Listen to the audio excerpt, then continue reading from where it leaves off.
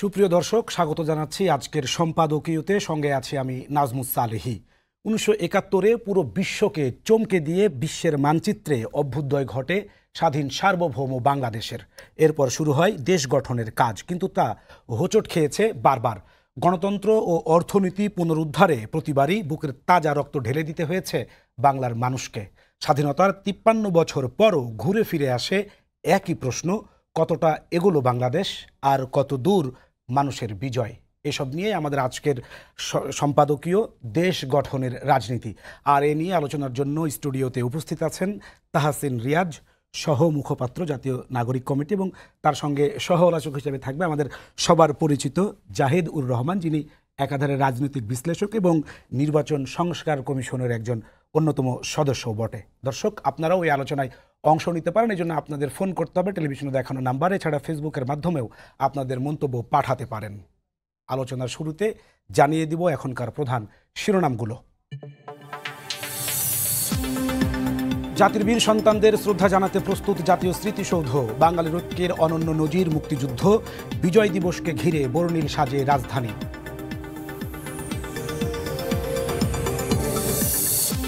অন্তর্বর্তী সরকার থাকবে কতদিন, নির্বাচনী বা কবে জানার অধিকার আছে জনগণের, বললেন তারেক রহমান। 71-এর পর মানুষের স্বপ্ন নিয়ে খেলেছে আওয়ামী লীগ, মন্তব্য ফখরুলের। 16 ব্যাংক ও 7 ফিন্যান্স কোম্পানির কাছে বেক্সিমকোর দেনা 50,500 কোটি টাকা। হাইকোর্টকে জানালো কেন্দ্রীয় ব্যাংক। রূপপুরের অর্থ লোপাটে হাসিনা জয়ের দুর্নীতি তদন্তে রুল। রোহিঙ্গাদের ফেরত পাঠাতে পূর্ব তিমুরের সহযোগিতা চেয়েছে বাংলাদেশ। যৌথ বিবৃতিতে প্রধান উপদেষ্টা। বাণিজ্যিক সম্পর্ক জোরদারে আগ্রহী দুই দেশ।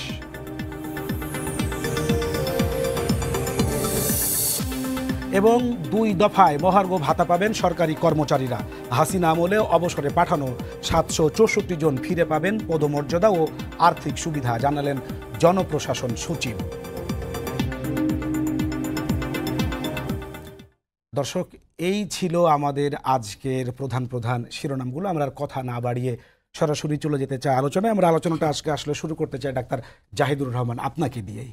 এই যে 53 বছরের যে আমাদের স্বাধীনতার সুদীর্ঘ ইতিহাস, এরপরে এসেও 2024 সালে 1971 সালের যে আকাঙ্ক্ষা নিয়ে আমরা যুদ্ধে অংশগ্রহণ করেছিলাম, এক সাগর রক্তের বিনিময়ে স্বাধীন সার্বভৌম বাংলাদেশ, একই আকাঙ্ক্ষা, একই অভিপ্রায়ে 2024-এ একই রকমভাবে বুকের তাজা রক্ত ঢেলে দিতে হলো ছাত্র জনতাকে, বাংলার মানুষকে। আসলে 53 বছর প্রেক্ষাপট বদলালো না কেন? আসলে প্রেক্ষাপট কেন বদলালো না? কারণ প্রেক্ষাপট তৈরির জায়গাটা একটু যাই আমরা। পূর্ব পাকিস্তান আসলে পশ্চিম পাকিস্তানের বিরুদ্ধে আমরা কি অভিযোগ করছিলাম? আমরা অভিযোগ করছিলাম পূর্ব পাকিস্তান বৈষম্যের শিকার, জনগণ বৈষম্যের শিকার, এবং এটা নিয়ে ইকোনমিস্টরা তত্ত্ব দেখিয়েছেন যে পূর্ব পাকিস্তানকে এক ধরনের অভ্যন্তরীণ উপনিবেশ হিসাবে ব্যবহার করেছে। এখানকার সম্পদ নিয়ে পশ্চিম পাকিস্তানের, মানে উপনিবেশের সাথে মানে একটা দেশের ডিফারেন্সটা কোথায়? অনেকে বলে না যে মুঘলরাও তো ইনভেট করেছে, ব্রিটিশরাও করেছে। ডিফারেন্স কি? ডিফারেন্স হচ্ছে মুঘলরা এটাকে তাদের রাষ্ট্র হিসাবে নিয়েছে, সে এখানে থেকেছে, জীবনযাপন করেছে, এখানে মরেছে, ও সম্পত্তি তার আদি নিবাস সেই মধ্য এশিয়াতে নিয়ে যায়নি। ইউরোপিয়ানরা কলোনি বানিয়েছে, এখানকার সম্পদ সে নিয়ে চলে গেছে। সো এই ছিল অভিযোগ আমাদের। এই করতে করতে আমাদের অভিযোগ কি? আমরা বৈষম্য। 70 সালে নির্বাচন হলো, সোনার বাংলা শ্মশান কেন? আমরা তুলনা করে দেখিয়েছি। মজার ব্যাপার, বৈষম্য আমাদের এখানে সমস্যা, সেটাই আমরা আবার এখানে এসে শুনলাম। আমাদের প্রাথমিকভাবে কোটা আন্দোলন, তার পরবর্তীতে সেটা তো ব্যাপ্তি বাড়লো। সো 70 সালে যখন আরেকটু যদি আমরা এগোতে থাকি, আমরা বৈষম্যর সমাধান চাইলাম কিভাবে? শেখ মুজিবুর রহমান 66 সালে 6 দফা দিলেন যে আমাদের বৈষম্য মুক্তির একটা পথ হচ্ছে 6 দফার ভিত্তিতে যদি আমরা পাকিস্তানকে এভাবে তৈরি করতে পারি তাহলে আমাদের বৈষম্য মুক্তি হবে। নির্বাচনে গেলেন এবং বলা হলো যে ওটা কিন্তু একটা সংবিধান সভাও ছিল, একটা নতুন সংবিধান লেখা হবে যেখানে আমাদের এই যে যা যা ওনার প্রস্তাব ছিল সেগুলো ইনকর্পোরেট করার চেষ্টা করা হবে। ম্যান্ডেট পেলেন। আমরা স্মরণ রাখবো ইয়াহিয়ার মতো একটা সামরিক শাসকের সময়ও একটা ভালো নির্বাচন হয়েছিল। সমস্যা কি হলো? ট্রান্সফার অফ পাওয়ারটা স্মুথ হয়নি, ওনাকে ক্ষমতা দেয়া হলো না। টেকনিক্যালি এই কারণেই পরবর্তীতে যাবতীয় যা যা ঘটলো আমাদের খুব আগেই ছিল, কিন্তু ট্রিগারিং ফ্যাক্টর কি? ট্রিগারিং ফ্যাক্টর হচ্ছে এই যে ক্ষমতা হস্তান্তর। সুতরাং একটা রাষ্ট্রে, গণতান্ত্রিক রাষ্ট্র টিকে থাকার প্রধান প্রশ্ন হচ্ছে ক্ষমতা ঠিকঠাক মতো হস্তান্তর হওয়া। বাশার আল আসাদের সাথে কি সমস্যা হয়েছিল? একই।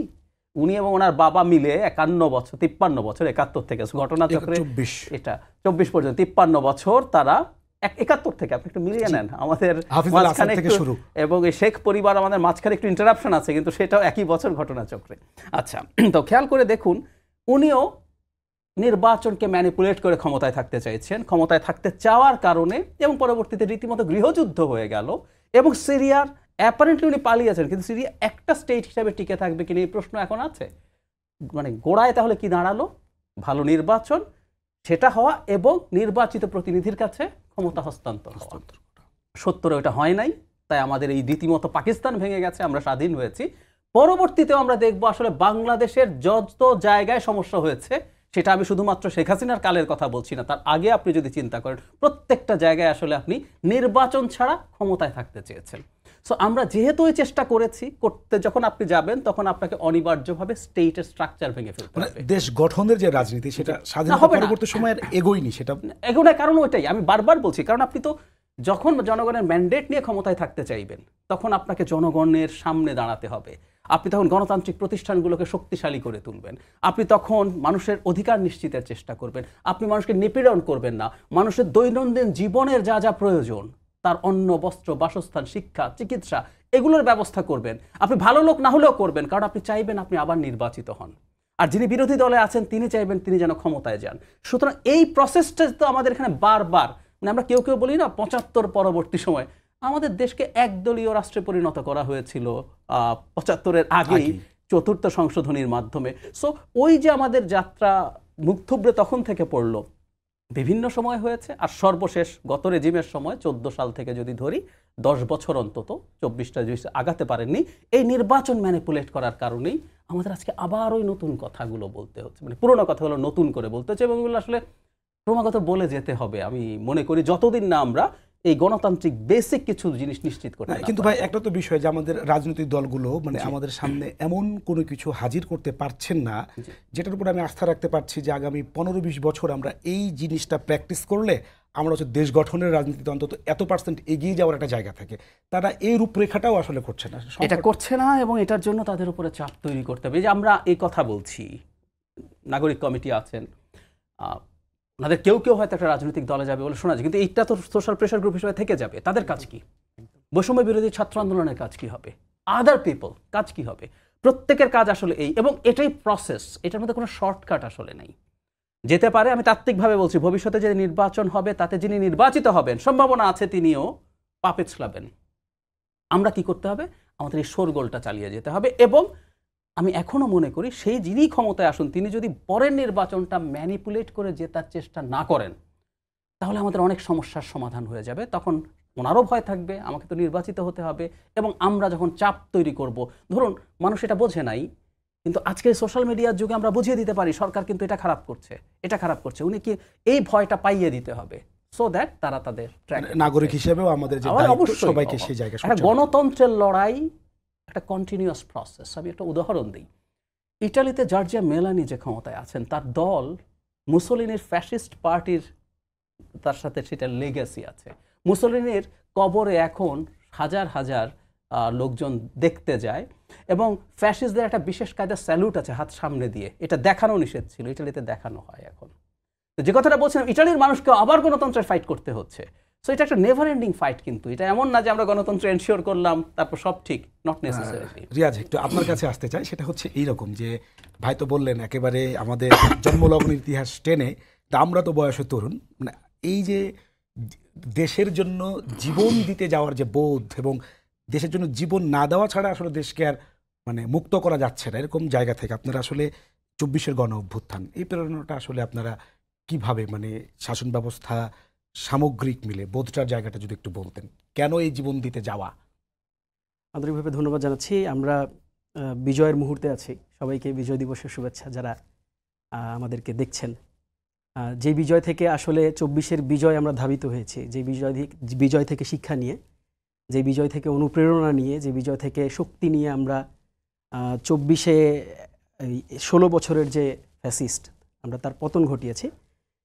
আজকের 24-এর যে বিজয়, 16 ডিসেম্বরের যে বিজয়, এই যে বিজয় দিবস, এই বিজয় দিবস ভিন্ন রকম, এই বিজয় দিবসের উদযাপনটাও ভিন্ন রকম হওয়া উচিত। আর সেই ওনারশিপ থেকে হওয়া উচিত, ৭১-এর ওনারশিপ থেকেও হওয়া উচিত, ২৪-এর ওনারশিপ থেকেও হওয়া উচিত। সো বিজয় দিবসের শুভেচ্ছা সবাইকে জানাচ্ছি। আর সাথে সাথে আজকে একটি বিষয় আমি বলে তারপর আপনার কনটেক্সটে আমি যাব। আজকে জাতীয় নাগরিক কমিটির একজন মুখ্য সংগঠক, যিনি এই ফ্যাসিবাদ বিরোধী লড়াইয়ে লম্বা সময়ে তার স্যাক্রিফাইস রয়েছে, তার ত্যাগ রয়েছে এবং দেশ গঠনে তিনি অক্লান্ত পরিশ্রম করছেন, আমাদের সংগ্রামী ভাই মোহাম্মদ আতাউল্লাহ, তার উপর আজকে ব্রাহ্মণবাড়িয়াতে হচ্ছে খুব নৃশংসতম হামলা হয়েছে এবং পতিত স্বৈরাচার এই ফ্যাসিস্ট সরকার যেটি ছিল এতদিন ধরে, তাদের দোসররা তাদের উপর খুব নৃশংসভাবে হামলা চালিয়েছে। আমরা এর তীব্র নিন্দা জানাচ্ছি। আমরা সেখানকার কর্তব্যরত যারা ছিলেন, এসপি থেকে শুরু করে ওসি থেকে শুরু করে যারা সেখানে প্রোটেকশনের দায়িত্বে ছিলেন, সাধারণ নাগরিক হিসেবে এই প্রোটেকশন দেওয়ার দায়ভারটা তাদের উপর ছিল। আমরা কোনো এক্সট্রা ফ্যাসিলিটিস চাই না। আমরা তো সুস্থতা কামনা করি এবং জড়িতদেরকে দ্রুত আইনের আওতায় আনা হোক। সেটার জন্য আমরা অবশ্যই দ্রুততম সময়ের মধ্যেই পদক্ষেপ গ্রহণের জন্য আমরা অনুরোধ জানাবো।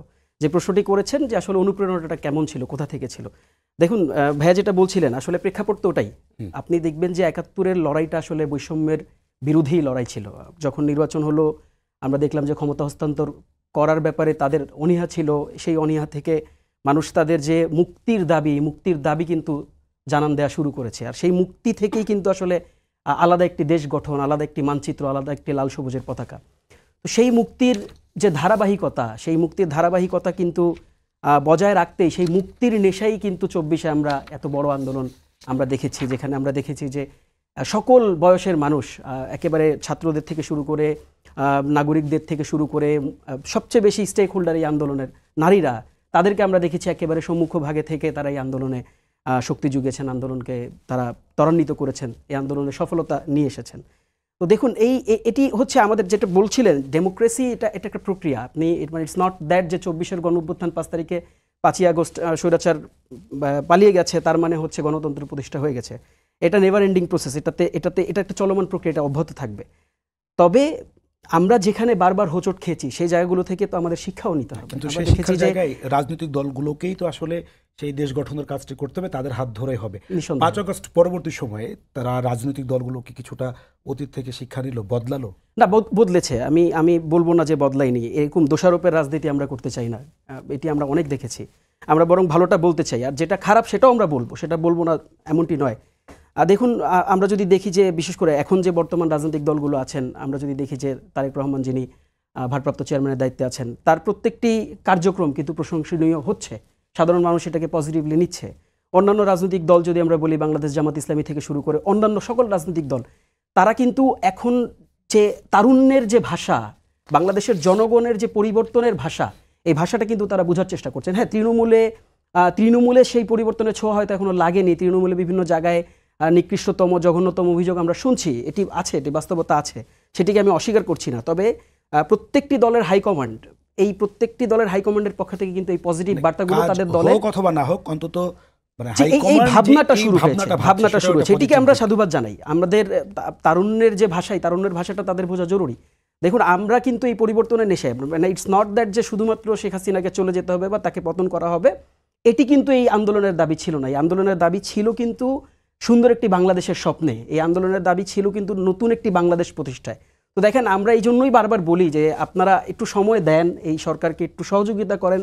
এই সহযোগিতা, যে সংস্কারের কথাগুলো আমরা বলছি, যেই বেসিক যে সংস্কারগুলো হওয়া জরুরি, অ্যাটলিস্ট কনস্টিটিউশনাল যে জটিলতাগুলো আছে, নির্বাচন ব্যবস্থার যে সংস্কার প্রয়োজন আছে, ক্ষমতার ভারসাম্যের যে ব্যাপারগুলো বারবার উঠে এসেছে, আমাদের আগামী নির্বাচনটা সেটা কি পদ্ধতিতে হবে, সেটা কি আমরা যদি বলি যে অনেকগুলো আলোচনা এসেছে, বিভিন্ন দল বলেছেন আনুপাতিক হারে হচ্ছে এই নির্বাচনটি হতে পারে, অনেকে বলেছেন যে আগের যে প্রক্রিয়া ছিল যেটা সরাসরি ভোটের মাধ্যমে আমরা দেখেছি সেটা হতে পারে। এই ব্যাপারগুলো নিয়ে আসলে আমাদের ভাবনার জন্য সময় প্রয়োজন, সেই সময়গুলোও আমরা আসলে চাই সরকারকে দিতে, সেই সহযোগিতাটা আমরা করতে চাই। জাহিদুর রহমান, আপনার কাছে আবার একটু ফিরতে চাই যে মানে রিয়াদ যেহেতু ব্যাপারটা তুললো সংস্কারের ব্যাপারটা, এখন কিন্তু 10টা কমিশন হয়ে গেছে সংস্কারের জন্য, এবং এত সংস্কার করতে হবে, বিশাল কিন্তু কর্মপরিকল্পনা, প্রতিবেদনও আমরা 2-1টি কমিশনের দেখেছি। তো স্বাধীনতার 53 বছর পরে এসে যদি রাষ্ট্র গঠনের জন্য এত কাজ এখনো বাকি থাকে, হলোটা কি? সংস্কার আসলে একটা কথা খুব শোনা যায়, চলমান প্রক্রিয়া। আমি এখানে একটা জিনিস একটু কোট করতে চাই। একটা বিখ্যাত বই আছে, how to save A constitutional democracy. এটা মানে এই বইটাতে আলাপের একটা জায়গায় রাইটাররা যিনি বলেছেন, গিন্সবার্গ এবং আজিজ হাক, এটা রাইটার, কনস্টিটিউশন সম্পর্কে বলছেন, এটা ট্রু ফর এভরিথিং। সেটা হচ্ছে কনস্টিটিউশন আসলে একটা সফটওয়্যারের মতো করে দেখা উচিত, এটা আপগ্রেডেশন লাগে খুব রেগুলারলি, প্রয়োজনের তাগিদে, সময়ের তাগিদে, প্রয়োজনের তাগিদে। এটা হবে, আপনার আসলে কিছু করার নেই। যেমন ধরুন ভোটিং নিয়ে, আমি যে কমিশনে আছি, আগে ইভিএম নিয়ে আলাপ হচ্ছিল, আমরা এটা নিয়ে প্রতিবাদ হয়েছে, কিন্তু এখন বিভিন্ন জায়গায় ধরুন আমরা প্রবাসীদের ভোটার করতে চাই, এখন তো অনলাইন, এগুলো সাজেশন আসছে, আমরা এগুলো সিদ্ধান্ত এখনো নেইনি। অনলাইনে আপনি একসময় যেভাবে করতে পারতেন, সম্ভাবনা ছিল যে এটা হ্যাক হয়ে যায় কিনা, এটা কিনা সেটা কিনা, কিন্তু এই কিছু দিনের মধ্যে এখন ব্লক চেইন এসছে, যেটা অনেক সিকিউরড, যেটা একটা নতুন জিনিস আবার আসলো। তো আপনি এখন আপনার নির্বাচনে কি এটা ঢোকাবেন কি ঢোকাবেন না, কয়েকদিন পর দেখবেন হয়তো আরও একটা অল্টারনেটিভ, আপনি একটা আইন লিখে ফেললেন যে এটা এই হবে, কিন্তু কিছুদিন পর দেখলেন যে আরও বেটার কিছু আসছে। আপনি ডিজিটাল স্ফিয়ারে নিরাপত্তার জন্য করতে গেলেন, কয়েকদিন পর দেখবেন এখন এআই যে জায়গায় পৌঁছে যাচ্ছে, মানে ভিডিও এবং কথা মিলে, সো আপনার ক্রমাগত এটা করতে হবে। তবে আমি আপনার সাথে এটা একমত, 53 বছরে আমাদের যে পরিমাণ সংস্কার হওয়ার দরকার ছিল, সেটা সংবিধান এবং অন্যান্য ক্ষেত্রে, এগুলো আমরা করতে পারি নাই। কারণ ভালো সংস্কার সব একটা কথা একটু মনে রাখা দরকার, সেটা হচ্ছে একটা ভালো গণতান্ত্রিক রাষ্ট্রের চরিত্রকে আমরা এভাবে বলবো, যে রাষ্ট্রে সরকার জনগণকে ভয় পায়, এটা হচ্ছে একটা উদার গণতান্ত্রিক দেশ। ও প্রতিটা পদক্ষেপ নেওয়ার সময় ভয় পাবে, মানুষ যদি আমাকে পছন্দ না করে তো আমার বিপদ হবে। আর উল্টো হচ্ছে একটা স্বৈরাচারী সরকার হচ্ছে জনগণ সরকারকে ভয় পায়। আমরা বিগত রেজিমের সময় দেখবেন আমরা সরকারকে ভয় পেতাম যে আমি গুম হয়ে যাই কিনা, আমি খুন হয়ে যাই কিনা, আমি গ্রেফতার হই কিনা। সো আপনি যখন জনগণকে ভয় পাওয়াতে চান, তখন আপনার হাতে কতগুলো টুল লাগবে। আপনি আইন বা চর্চা যা করবেন সেটা চাইবেন এমন ভাবে রেখে দিতে, যেটার মাধ্যমে আপনি নিপীড়ন করতে পারেন। এটা যদি শুধু বিগত সরকারকেই আমরা দায়ী করবো তা না। আমি আরেকটা উদাহরণ দিই, বিশেষ ক্ষমতা আইন। আমরা ছোটবেলা থেকে বড় হয়েছি এটা শুনতে শুনতে, যে দল বিরোধী দলে আছেন তারা ক্ষমতায় গেলে এই আইনটা তারা নিষিদ্ধ করবেন, বিলোপ করবেন। কিন্তু যখনই ক্ষমতায় যান তখন এই আইনটার এত মজা, এটা আপনি ব্যবহার করতে শুরু করেন। তো সুতরাং এগুলো তো হয়েছে কারণ আমাদের সরকারগুলো যেহেতু গণতান্ত্রিক হয়ে ওঠেনি ট্রুলি, আর আস্তে আস্তে তো এটা চরম স্বৈরাচারী হয়েছে, ফলে আপনি নিপীড়নমূলক সব কিছু করেছেন। তাই সংস্কার যতটুকু হওয়ার কথা ছিল ততটুকুও হয় নাই, কারণ মানে স্টেট চেয়েছে, সরকার চেয়েছে, আমরা তার ভয়ে কাঁপতে থাকি। সংস্কার শুনতে শব্দটা খুব ভালো লাগছে, ভালো কিছু পজিটিভ, কিন্তু এই যে রাজনৈতিক দলগুলোর যেই ধরনের অ্যাক্টিভিটিস আমরা এখন দেখছি, অথবা তাদের প্রতি এই আস্থা রাখার জায়গাটাকেই, মানে আপনি ব্যক্তিগতভাবে আস্থা রাখতে পারছেন যে ভবিষ্যতে আরও কোনো এক সময় আরও অনেকগুলো সমস্যা, সেটা তো হচ্ছে যে প্রয়োজনীয়তা আগে আসতেই পারে সেটা বিষয়, কিন্তু বেসিক যে জায়গা, সেই জায়গাগুলো আমরা বেসিক অনেক কিছু পেরে উঠবো না। আপনি কি আশা করছি কিনা, মানে আস্থা রাখতে পারবো কিনা, রাজনৈতিক দলগুলো কি করবে কিনা, সেই অনেকগুলো করবে না। এবং আমি আস্থা রাখতে পারবো কিনা না, আমি বলে আমাকে আস্থা রাখা ছাড়া উপায় নাই। কিভাবে হবে? ধরুন আগে যারা দল আছে, আমরা ধরেন একটা আইডিয়াল সিচুয়েশনে একটা নির্বাচন হলো, পুরনো বড় দল জিতে গেল, নতুন নতুন রাজনৈতিক শক্তি আসবে, কিন্তু এগুলো কিভাবে পরিবর্তন হয়? ওনারা করলেন না, ওনারা কিছু করলেন না। এবং আমাদের রাজনৈতিক দল এবং পাবলিক ইন্টেলেকচুয়ালদের কাজ কি? আসলে আমাদের তো পাবলিক ইন্টেলেকচুয়াল বলে কিছু ছিল না, কিছু বুদ্ধিজীবী ছিলেন যারা বুদ্ধি বিক্রি করতেন, করে আসলে একটা অথরিটেরিয়ান রেজিমকে ক্ষমতায় রাখাচ্ছে, যদি শেষ পর্যন্ত তাদের ক্রেডিবিলিটিও শেষ। 53 নাগরিক, 54 নাগরিক, 37 নাগরিকের স্টেটমেন্ট দেখলে আমরা হাসতাম একটা পর্যায়ে। কিন্তু ইন্টেলেকচুয়ালদের কাজও হচ্ছে এটা জনগণকে বোঝানো, এই জিনিস যদি হয় তোমার ভালো হবে। আর গ্রাসরুটের মানুষের কাছেও ডোর টু ডোর কমিউনিকেট কে করবে? রাজনৈতিক দল। ওনাদের যদি একটা দল তৈরি হয়, সেই দল কথার কথা যারা ক্ষমতায় গেলেন তারা করছেন না, তারা কিন্তু মানুষকে বোঝাবেন এই যে এগুলো কিন্তু হয় নাই, এই দল এটা করে নাই, আমি ভবিষ্যতে ক্ষমতায় আসতে চাই, আমি যদি ক্ষমতায় আসি আমি এই পরিবর্তনগুলো করব। এতে দুটো কাজ হয়, তার প্রতিও যেমন মানুষের সমর্থন আসে, আবার অন্য দলটা চাপ বোধ করে, আরে যেমন মানুষ তো এই জিনিসটা বুঝে গেছে। যেমন ধরুন শেখ হাসিনা পতনের পর ঢাকা শহরে অনেকগুলো সংবিধান নিয়ে আলোচনা হয়েছে, মানে আমি জানি না কতটুকু সংস্কার, আচ্ছা মানে আমি জানি না কতটুকু সংবিধান সংস্কার হবে, কিন্তু ভেরি ইয়াং পিপল ভার্সিটিতে পড়ছে, 1.5-2 ঘন্টা 3 ঘন্টা ধরে বসে আছেন, আলোচনা করছেন, প্রশ্ন করছেন, এরকম রসকসহীন বিষয় বলবো। কিন্তু আমাদের এই সচেতনতা তো তৈরি হয়েছে, আমরা বিশ্বাস করি আমরা আস্তে আস্তে আস্তে আস্তে এগুলো আগাবে এবং আমরা পজিটিভ দিকে যাব। কিন্তু ওই আমাদের এই চাপটা রাজনৈতিক দলকে দিয়ে কাজটা কিন্তু করতে হবে। যখনই আমরা রাজনৈতিক দলকে দোষারোপ করার চেষ্টা করি, তখন জবাব হচ্ছে, আপনি যদি মনে করেন কোনো রাজনৈতিক দল ভালো না, আমি আপনাকে সাজেস্ট করবো আপনি একটা দল খুলে ফেলেন, খুলে, ট্রুলি তাই, খুলে আপনি মানুষজনকে সাথে নেন, আপনার কথাগুলো বোঝানোর বলেন চেষ্টা এবং করেন। আপনি বলেন ওরা খারাপ, সো আপনি আসেন। কারণ রাজনৈতিক দলের ব্যর্থতার সমাধান রাজনৈতিক দল ছাড়া আসলে হবে না, এটা হলো জরুরি কথা। সেই জায়গায় যদি রিয়াজ একটু বলেন, ভাই একটু ইঙ্গিত দিয়েছেন যদি আরো নতুন নতুন দল আসবে, যদি আপনারা কোনো দল করেন সেক্ষেত্রে সেটা বলেছেন, এরকম কোনো সম্ভাবনা আছে, অথবা এই মুহূর্তে আপনাদের ভাবনাটা কি? নাগরিক কমিটি নাগরিক কমিটির মতন করে থাকবে, তবে নাগরিক কমিটি থেকে আরেকটা রাজনৈতিক দল হবে, এটির সম্ভাবনা না, এটি আমরা অনেকটাই নিশ্চিত। আমরা গোছানোর চেষ্টা করছি, কাজ করছি, এবং খুব দ্রুততম সময়ের মধ্যেই আমরা হয়তো এই সুসংবাদটি আমাদের সাধারণ মানুষের কাছে পৌঁছে দিতে পারবো। এটা কিন্তু ডেমোক্রেসির বিউটি। আপনি যখন গণতন্ত্রের কথা বলবেন, গণতন্ত্রের যে সৌন্দর্যটা, এটাই হচ্ছে গণতন্ত্রের সৌন্দর্য, যে সেখানে অনেকগুলো স্টেক হোল্ডার থাকবে যারা রাষ্ট্রকে যেমন আপন করে নিবে, অনেকগুলো বিরোধী দল থাকবে যারা রাষ্ট্রের যারা পরিচালক আছে তাদের সমালোচনা করবে, তাদেরকে পথ দেখাবে, যদি তারা বিপথে যায় তাদেরকে আন্দোলন সংগ্রামের মধ্যে দিয়ে আবার সঠিক পথে নিয়ে আসবে। যদি তাদেরকে সঠিক পথে আনার সুযোগ না থাকে, তাদেরকে সরিয়ে যেই ভোটাধিকারের কথা বলি, যেই মানুষের মত প্রকাশের কথা বলি, সেটার মাধ্যমে যারা ভালো করতে চায়, যারা মানুষকে বুঝিয়ে ভালোর জায়গায় নিয়ে যেতে পারবে, তাদের ম্যান্ডেট দিয়ে তারা ক্ষমতায় চলে আসবে। This is the beauty of democracy. So নাগরিক কমিটি বলি বা নাগরিক কমিটির মাধ্যমে যে দলটি সামনে আসবে, তারা তো অবভিয়াসলি যে গণঅভ্যুত্থানের কোর স্টেক হোল্ডার হবে, এবং 24-এর যে গণঅভ্যুত্থান যে পরিবর্তনের স্বপ্ন দেখিয়ে গেছে, যেই স্পিরিটের কথা আমরা বলি, যে গণঅভ্যুত্থানের স্পিরিটের কথা, শহীদদের যে সংবিধান, দেখেন সংবিধান কিন্তু আপনি রাজপথের দেয়ালে দেয়ালে আপনি খুঁজে পাবেন, লেখা হয়ে গেছে। আমাদের সংবিধান কিন্তু আমাদের দলের মূলনীতি কি হবে, আমাদের দলের আদর্শ কি হবে, আমাদের দলের পলিসি কি হবে, ফিলোসফি কি হবে, আমাদের দল কি ধরনের কার্যক্রম পরিচালনা করবে, কোন পদ্ধতিতে কার্যক্রম পরিচালনা করবে, এটি আবু সাঈদ মুগ্ধরা শহীদ হয়ে তারা রক্ত দিয়ে আমাদেরকে বলে দিয়ে গেছেন, লিখে দিয়ে গেছেন। এটি জাস্ট আমরা এখন অ্যাকোমোডেট করছি, আমরা সাধারণ মানুষের কাছে যাচ্ছি, আমরা জেলা সফর করছি, আমরা একেবারে তৃণমূলের যেই লোকজন যারা সত্যিকার অর্থে পরিবর্তনের স্বপ্ন দেখে, আমরা তাদেরকে বোঝানোর চেষ্টা করছি যে কেন আপনার নতুন শক্তি প্রয়োজন, কেন নতুন একটি দলের, যেই দলটি কিনা তারুণ্য নির্ভর, যেই দলটি কিনা সত্যিকার অর্থেই গণঅভ্যুত্থানের শক্তি, যে দলটি কিনা সত্যিকার অর্থেই শহীদদের স্পিরিটকে, গণতন্ত্রের যে স্পিরিট, এই স্পিরিটকে কাছে নিয়ে, সাথে নিয়ে মানুষের যে গণ অধিকারের যে জায়গা, মানুষের যে মৌলিক অধিকারের জায়গা, মানুষের যে ভোটাধিকারের জায়গা, মানুষের যে কথা বলার জায়গা, গণমাধ্যমের যে জায়গা, সেই নতুন বাংলাদেশের কথা কিন্তু আমরা বলছি। এবং সবচেয়ে ভালো লাগার যে বিষয়টি হচ্ছে, সেটি আমরা তৃণমূল থেকে প্রচণ্ড রকম সহযোগিতা পাচ্ছি। আমরা দেখছি যে একজন গ্রামের কৃষক এসে আমাদের ঘাড়ে হাত রেখে বলছে যে হ্যাঁ, তোমরা এগিয়ে যাও, আমরা তোমাদের পাশে থাকতে চাই, নতুন স্বপ্নে আমরা আসলে উজ্জীবিত হতে চাই।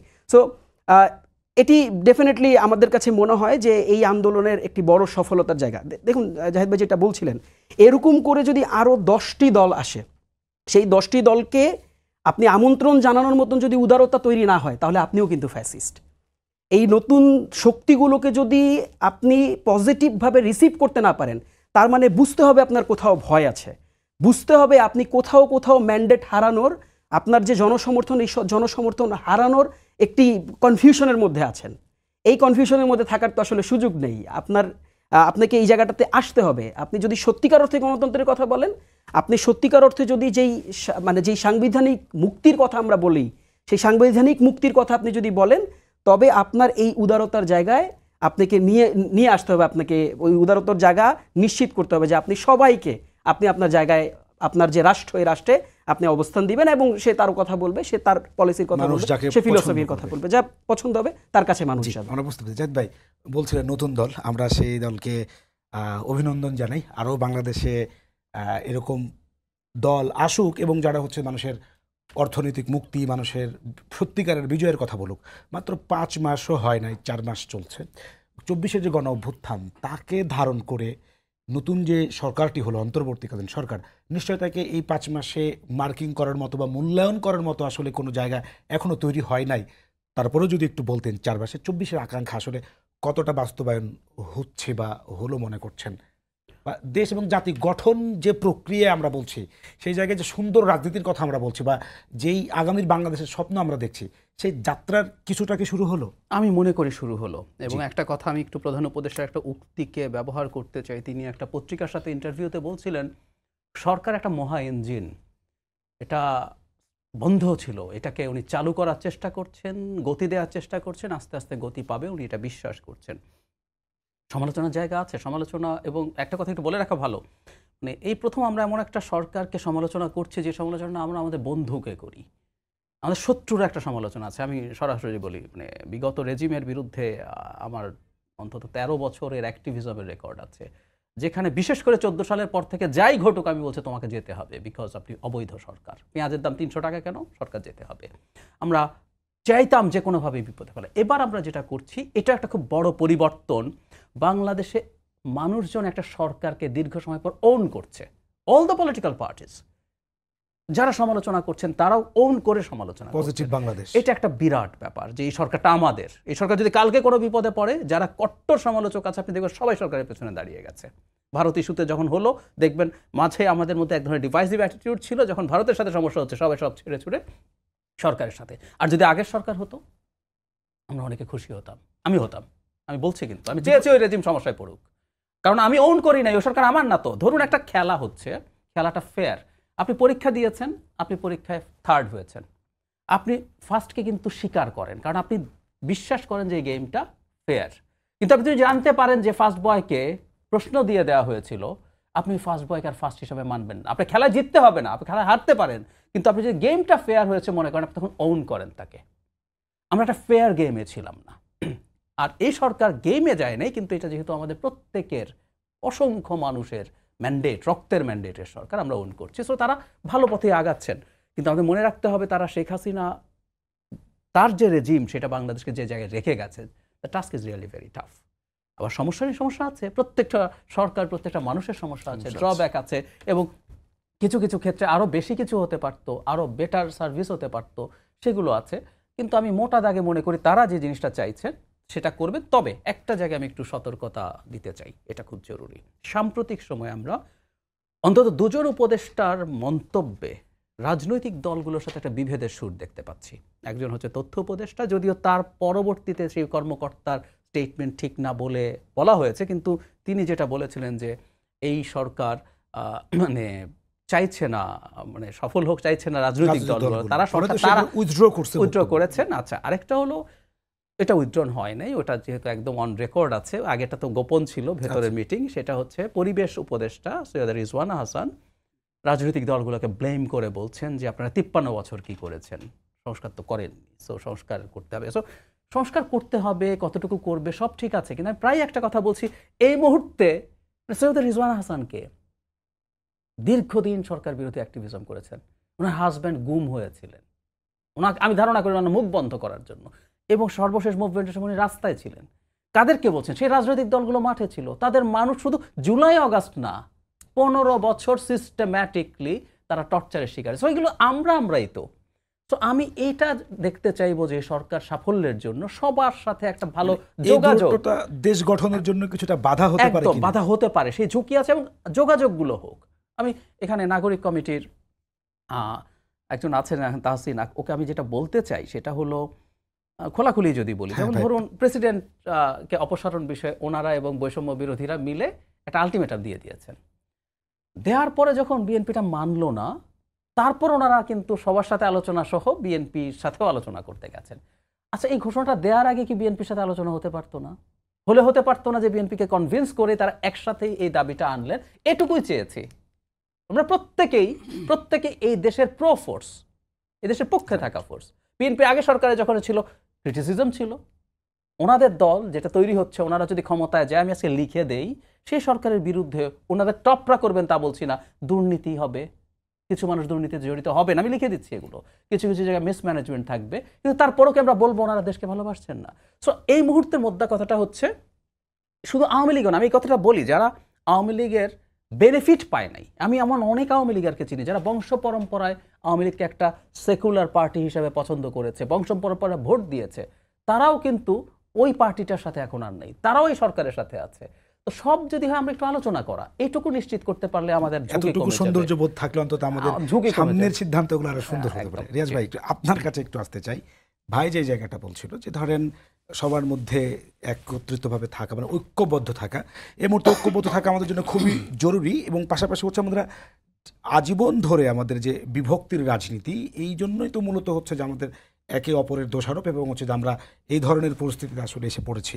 এই ঐক্যবদ্ধ থাকার ক্ষেত্রে সবার সঙ্গে আগামীর বাংলাদেশের কথা চিন্তা করে আপনাদের সমঝোতা বা আপনাদের বোঝাপড়াটা কতটুকু রাজনৈতিক দলগুলো এবং সরকার?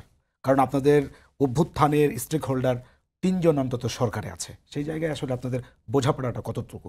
জি, আমরা সরকারের প্রশ্নটা আসলে সরকারের উত্তর সরকার দিলেই ভালো হয়। তারপরেও যেহেতু আপনি আপনাদের জিজ্ঞেস সঙ্গে করেছেন, তাদের বোঝাপড়া আর কি। হ্যাঁ, যতটুকু বোঝাপড়া আছে আমরা চাই যে তাদের সাথে একটু দূরত্ব রাখতে। আপনি খুব ভালো বলছিলেন যে শব্দটি আসলে 16 বছর স্বৈরাচারীর সবচেয়ে বড় টুল হিসাবে ব্যবহৃত হয়েছে, সেটা হচ্ছে বিভাজনের রাজনীতি। আপনি দেখবেন যে যখনই তার কাউকে, কোনো দলকে, কোনো পক্ষকে দমন করতে হয়েছে, তাকে ট্যাগিং করা হয়েছে, তাকে ফ্রেমিং করা হয়েছে, ফ্রেমিং করার মাধ্যমে তাকে সিঙ্গেল আউট করে দেওয়া হয়েছে, এবং এমন ট্যাগিং, এমন ফ্রেমিং করা হয়েছে যে অন্য দলগুলো তার পক্ষ নিলেও এমন একটা অবস্থা দাঁড়াবে যে সে একেবারে স্বাধীনতা, সার্বভৌমত্বের বিপক্ষে দাঁড়িয়ে পড়লো, এমন একটা জায়গা তারা তৈরি করতেন। তো এটি খুবই জরুরি যে এই সিঙ্গেল আউট রাজনীতিটা আমরা এত বছর দেখেছি, যে বিভাজনের পলিসি রাজনীতিটা আমরা এত বছর হচ্ছে প্র্যাকটিস হতে দেখেছি, যে নোংরামিটা আমরা দেখেছি এত বছর, সেখান থেকে আমাদের বেরিয়ে আসতে হবে। যেটি আমি শুরুতেই বলেছি যে দেখুন, দোষারোপের অপরিহার্য ডেফিনেটলি আপনি অনেক বেশি ব্লেম করতে পারবেন, আপনি অনেক রাজনীতির স্বার্থে আপনি অনেক কটু কথা বলতে পারবেন। সেই জায়গাটাতে আসলে আমার কাছে মনে হয় না যে আপনি বাইরের দেশের রাজনীতি দেখেন, হ্যাঁ, সেখানে আপনার ব্লেম গেম আছে, সেখানে আপনার ডিফ্রেম করা আছে, ফ্রেমিং করা আছে, সবই আছে, বাট সেখানে মিনিমাম একটা বিউটি আছে। তো ওই মিনিমাম বিউটিটা আমরা প্র্যাকটিস করতে পারি। আর আপনি যে জায়গাটাতে এসেছেন, সেই জায়গাটাতে আসলে মানে আমার মনে হয় না যে বাংলাদেশের যতগুলো গণতান্ত্রিক রাজনৈতিক দল আছে যারা বাংলাদেশের ভালো চায় এবং বাংলাদেশের প্রশ্নে যারা এক, তারা কিন্তু এই প্রশ্নেও এক, যে আমাদের ঐক্যবদ্ধ থাকতে হবে। আর যেই ঐক্যবদ্ধতার কথা আপনি বলছেন, কিছুদিন আগে যখন আমরা দেখেছি যে ভারতের একেবারে ক্রমাগত যে বাংলাদেশকে আক্রমণ করা, তাদের গুটি কয়েক মিডিয়া দিয়ে এবং তাদের যে সরকার, সেই সরকারকে দিয়ে, তো আমরা দেখেছি যে সেই প্রশ্নে কিন্তু দেখবেন যে বাংলাদেশ সকল রাজনৈতিক দল একত্রিত হয়েছিল। এই উদ্যোগটা আমি ইভেনচুয়ালি দাবি জানাই, যেমনটা জাহিদ ভাই বলছিলেন যে এটা হওয়া উচিত। দেখেন, প্রধান উপদেষ্টা রুটিন করে তার প্রত্যেক দিন প্রত্যেকটা রাজনৈতিক দলের সাথে বসতে হবে এমনটা না। তবে আপনি হয়তো মাসে একবার তো আপনি একবার সবাইকে ডেকে কাছে বসে আপনি তো আলোচনা করতেই পারেন যে আগামীর দেশকে আপনি, বা আগামীর 1 মাস বা আগামীর 2 মাস আপনি কীভাবে, ইটস নট নেসেসারিলি তার প্রেসক্রিপশনে আপনার চলতে হবে, ইটস নট দ্যাট, আমরা সেটি বলছি না। তবে আপনি যখন বাংলাদেশের প্রথম সারির সবগুলো রাজনৈতিক দলকে পাশে নিয়ে বসবেন, তাদের সাথে আপনি আলোচনা করবেন, এটাই বাস্তবতা যে তারা আপনাকে খারাপ পরামর্শ দিবেন না, তারা আপনাকে বিপদে ফেলতে চায় না বলেই তো 3 মাস 4 মাস আমরা দেখছি যে তারা ভালো করছে। কিছু জায়গায় সমস্যা আছে, সেই সমস্যাগুলো তো আসলে দেখুন আপনার বর্তমান যে সরকার আছে, গণঅভ্যুত্থান পরবর্তী সরকার, তারা বাংলাদেশকে যেই জায়গা থেকে টেক ওভার করেছে, সেই জায়গায় আপনি দেখেন অর্থনৈতিক অবস্থাটা কেমন ছিল। যেই জায়গা থেকে টেক ওভার করেছে সেই জায়গায় রাষ্ট্রের এমন কোনো যন্ত্র নাই যে যন্ত্রে আপনার জং পড়া ছিল না, যে যন্ত্র একেবারে ভেঙে চুরে নষ্ট হয়ে যায়নি। এমন একটা অবস্থান থেকে যখন কোনো একটা রাষ্ট্র ব্যবস্থার দায়িত্ব কেউ গ্রহণ করে, সেই রাষ্ট্র পরিচালনাটা আসলে কতটা কষ্টসাধ্য, কতটা ডিফিকাল্ট, এটা তো আসলে আমরা কিছুটা হলেও বুঝি।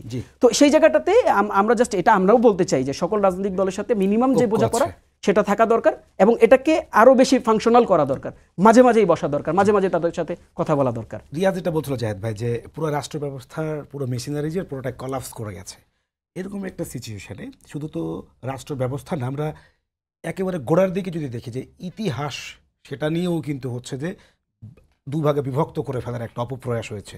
তো এই যে 53 বছরে মানে মুক্তিযুদ্ধের যে বয়ান তৈরি হয়েছে আমাদের, সেটা আসলে কতটুকু জাতি গঠনে আমাদের ঐক্যবদ্ধ রাখতে পারছে, নাকি আমার দলের ন্যারেটিভ থেকে আমি চিন্তা করছি তার দলে, এইভাবে এই ইতিহাসের এই জায়গাটা যদি আপনি একটু মূল্যায়ন করেন। এটা খুব ইন্টারেস্টিং প্রশ্ন, মানে এটা খালি দলও না। আমি একটা উদাহরণ দিই, মানে আওয়ামী লীগেরও মুক্তিযুদ্ধের ইতিহাস লিখেছিল। আমি আপনাকে প্রশ্নটা যদি করি, ধরুন মৌলানা ভাসানীর কি মুক্তিযুদ্ধের পুরো জার্নিতে কোনো অবদান নেই? উনি শেখ মুজিবুর রহমানের নেতা ছিলেন। ন্যাশনাল আওয়ামী পার্টি যখন তৈরি হলো তার আগ পর্যন্ত উনিই বড় নেতা, এবং আওয়ামী মুসলিম লীগ যখন তৈরি হয় উনি আর সোহরাওয়ার্দী মিলে এটা তৈরি করেছেন। শেখ মুজিবুর রহমান তখন বয়সও বেশি ছিল না, উনি কেন্দ্রীয় কমিটিতে ছিলেন, কিন্তু ওনাদের নেতা ছিলেন। আপনি কোথাও দেখেন যে উনি আছেন আমাদের হিস্ট্রিতে? সরিয়ে রাখে, আচ্ছা উনি তো না হয় ন্যাপ করেছেন, বিরুদ্ধে চলে গেছেন একটা পর্যায়ে। তাজউদ্দিন আহমেদ মারা গেছেন জেলে। উনি যদি মুস্তাকদের সাথে হাত মেলাতেন, 4 নেতা সহ উনি সহ বেঁচে থাকতেন এবং তিনি মন্ত্রিসভায় যেতেন, আরো অনেক বড় আরো কিছু অনেক হতো। বড় কিছু হতো। জীবন দিয়ে শেষ দিন পর্যন্ত আওয়ামী লীগের সাথে। তার আগে তাকে অপমানও করা হয়েছে, তাকে মন্ত্রিসভা থেকে বের করে দেওয়া হয়েছিল। সে তাজউদ্দিনের কি অবদান নেই? আমাদের যুদ্ধের সময়টা স্টিয়ারিং কার হাতে ছিল? এগুলো আমি এখন বাদ দেই। তাজউদ্দিন আহমেদের সন্তান জনাব সোহেল তাজ, মিস শারমিন, তারা প্রকাশ্যে বলছেন, বইও লিখেছেন, বইও শেখ লিখেছেন, মুজিব হ্যাঁ, নেতা পিতা, সেখানে অনেক এবং কিছু তারা বলা। তাদের এক দুঃখের কথা, আমাদের একটা প্রজাতন্ত্র দিবস কি হতে পারতো না? আমাদের যেদিন স্বাধীনতার ঘোষণাপত্র আমরা ঘোষণা করেছি, সো ওনারা ওনাদের দলের মানুষজন, জিয়া কি করেছেন বা অন্য কে কি করেছেন বাদই দিলাম, ওনারা ওনার দলের মানুষকেও কি মূল্যায়ন করেছেন? সৈয়দ নজরুল ইসলাম বাংলাদেশের অস্থায়ী প্রেসিডেন্ট ছিলেন না? শেখ মুজিবুর রহমানের অবর্তমানে আমাদের প্রবাসী সরকারের আমরা কি দেখি এই নামগুলো আসে? সো আওয়ামী লীগ চেষ্টা করেছে একজন ব্যক্তিকে সবকিছু করে ফেলা। That was the main problem. ওনারা দলের ইতিহাসও লেখে নাই, দেখবেন আপনি, ওনারা জাস্ট একটা ব্যক্তির ইতিহাস লিখেছে, তার জন্য দলের মানুষের প্রতিও অবিচার করেছে। সো আমাদের ভবিষ্যতে কাজ হবে একটা বিভিন্ন দিকে ইতিহাস দেখার পথ খোলা। সঠিক ইতিহাস লেখা এই কথাটা কিন্তু ভুল। সঠিক ইতিহাস বলে কিছু এক্সিস্ট করে না। ইতিহাস কতগুলো পার্সপেক্টিভ। 7ই মার্চে শেখ মুজিবুর রহমান কি বলেছেন, উনি একটা ভাষণ দিয়েছেন, কি বলেছেন তার একটা রেকর্ড আছে, আর যে রেকর্ডের বাইরে আছে সেটা নিয়ে বিতর্ক আছে, উনি জয় পাকিস্তান বলেছেন কিনা, কিন্তু কন্টেন্ট তো জানি। কিন্তু এই কন্টেন্টের সময় ওনার মধ্যে কি ছিল, উনি কি ভেবেছেন, এটা কি স্বাধীনতার ঘোষণা বা স্বাধীনতার ঘোষণা দিয়ে দেবেন সামনে সেটা ছিল, নাকি আর কি চিন্তা? এই ইন্টারপ্রিটেশন বহুদিকে আসবে। একটা সুস্থ সমাজে এই ইন্টারপ্রিটেশনগুলো বন্ধ করা হয় না। কিন্তু আওয়ামী লীগ, মানে আপনি এই অঞ্চলে যত ডিজিটাল সিকিউরিটি টাইপের আইন দেখবেন, ভারতের আইসিটি অ্যাক্ট আছে, আমি খুঁজেছি, পাকিস্তানে খুঁজেছি, শ্রীলঙ্কায় খুঁজেছি আগ্রহের কারণে। বাংলাদেশের ডিজিটাল সিকিউরিটি অ্যাক্ট এবং এরপরে সাইবার সিকিউরিটি অ্যাক্টের মধ্যে 21 ধারা একটা আছে, যেখানে তাদের জাতির পিতা বঙ্গবন্ধু, তাদের মুক্তিযুদ্ধ, পতাকা, মুক্তিযুদ্ধের ইতিহাস, এগুলো নিয়ে একটু যদি স্বল্প করেন, হ্যাঁ, স্বল্প করে শেষ করে কমে ফেলছি। আসছে। এগুলো নিয়ে যদি আপনি মিথ্যা তথ্য দেন, এটা দেন 5 বছর পর্যন্ত আপনার কারাদণ্ড এবং 1 কোটি টাকা পর্যন্ত অথবা উভয় দণ্ডে দণ্ডিত হতে পারবেন, এই আইন করা হয়েছিল। সুতরাং আমরা ভবিষ্যতের বাংলাদেশে দেখতে সবাইকে বলতে দেয়া হোক, আমরা 3-4টা পার্সপেক্টিভ একত্র করলে রিয়াল ইতিহাসের কাছাকাছি যেতে পারবো ভবিষ্যতে। এইটুকু আপনি থাকুক। 2 মিনিট বলবেন, সেটা হচ্ছে যে এই যে ইতিহাস বিকৃতি হয়ে যাওয়া বা নিজেদের মতো করে লেখা, 24-এর গণ অভ্যুত্থানও এক সময় ইতিহাসে এরকম হবে আশঙ্কা করেন? না, আশঙ্কা করছি না। আমরা চাই যে সকল পক্ষের যে দৃষ্টিভঙ্গি, সেই সকল পক্ষের দৃষ্টিভঙ্গি আসুক। এই আন্দোলনের স্টেক হোল্ডার প্রত্যেকটি রাজনৈতিক দল। তবে স্টিয়ারিংটি বৈষম্য বিরোধী ছাত্র আন্দোলনের কাছে ছিল, আমরা তাদের ডাকে এসেছি, তাদের ডাকে আমরা আন্দোলন করেছি, আমরা সফলতা পেয়েছি। প্রত্যেকটি রাজনৈতিক দলের এখানে সম্পৃক্ততা ছিল, তাদের অংশগ্রহণ ছিল, তাদের স্যাক্রিফাইস ছিল, তারা রক্ত ঝরিয়েছে। প্রত্যেকেই এই আন্দোলনের স্টেক হোল্ডার হবে, তারা তাদের দৃষ্টিভঙ্গি দিবে।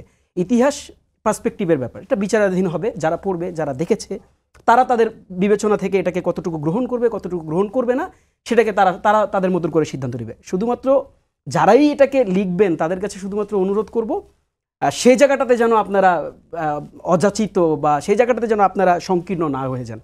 আর ইতিহাসের ব্যাপারে শুধু এতটুকু বলবো, যতটা যেমন করে আমাদের 71-এর ইতিহাস জানা দরকার, অবশ্যই জানা দরকার। এদেশের নাগরিক হিসাবে স্বাধীনতার যুদ্ধের যে ইতিহাস, সেটি তো আমাদের ইতিহাস, আমাদের অস্তিত্বের ইতিহাস, এটি আমাদেরকে জানতে হবে। তার পাশাপাশি আমাদের 71 পরবর্তী ইতিহাসও আমাদের জানা দরকার। 75 পর্যন্ত কি হয়েছিল, সেখানে বাকশাল, জাসদের নেতাকর্মীদেরকে হত্যা, কিভাবে অন্য দলগুলোকে নিষিদ্ধ করে একনায়কতন্ত্র বাস্তবায়ন, এবং কিভাবে করে আবার পরবর্তীতে এরশাদের স্বৈরাচারিতা, কিভাবে করে আবার এই 16 বছরের স্বৈরাচারী রেজিম, এই প্রত্যেকটি ইতিহাস জানার অধিকার আমাদের প্রত্যেকের আছে।